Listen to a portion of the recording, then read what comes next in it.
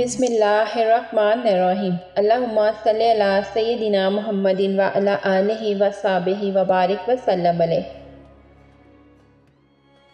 आज मैं आप लोगों को तहियतुल वज़ू की फ़जीलत और इसका तरीका बताऊंगी। वज़ू के तमाम अज़ा खुश्क होने से पहले जो नमाज पढ़ी जाती है वो नमाज तहियतुल वज़ू कहलाती है। इसकी सिर्फ 2 रकत हैं। इसकी नीयत यूँ है कि 2 रकत नमाज नफल तहियतुल वज़ू बराए बंदगी अल्लाह ताला की, मुँह तरफ किबला शरीफ के अल्लाहु अकबर। अव्वल रकत में सूरतुल फातिहा के बाद सूरतुल काफ़िरून और दूसरी रकत में सूरतुल फातिहा के बाद सूरतुल इखलास पढ़ना सुन्नत है।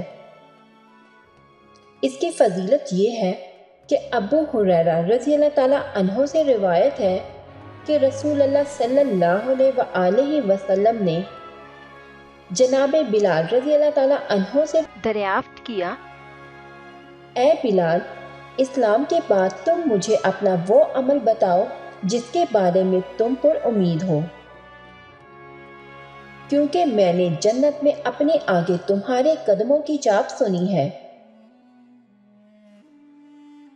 हज़रत बिलाल रज़ियल्लाहु ताला अन्हु ने कहा, बज़ाहिर तो कोई अमल ऐसा नहीं जिसके बारे में मैं खासा पुर उम्मीद हूँ, लेकिन हाँ, एक बात ऐसी है कि मैं शब और रोज़ में जब भी वज़ू करता हूँ, इसके बाद 2 रकत नफल तहियतुल वज़ू हस्बे तौफीक पढ़ लेता हूँ। बुखारी शरीफ। हज़रत उक़बा बिन आमिर रज़ियल्लाहु ताला अन्हु से रिवायत है कि हज़ूर अक़दस सल्लल्लाहु अलैहि वसल्लम ने फरमाया, जो मुसलमान वज़ू करे और अच्छा वज़ू करे और ज़ाहिर और बातिन के साथ मतवज्जा होकर 2 रकत पढ़े तो इसके लिए जन्नत वाजिब हो जाती है। मुस्लिम शरीफ। इन अहादीस से मालूम हुआ कि वज़ू से फारिग होते ही 2 रकत नफल पढ़ना मुस्तहब है, लेकिन ये नवाफिल मकरूह औकात में न पढ़े जाएं। ऐसे ही गुस्ल के बाद भी इन रकतों का पढ़ लेना सुन्नत है, क्योंकि गुस्ल के साथ ही वज़ू भी हो जाता है। इन नवाफिल से कुर्बत हासिल होती है, तकवा में मज़ीद तौफीक मैसर आती है। लिहाजा अहले तकवा को ऐसी बातों का ख्याल ज़रूर रखना चाहिए।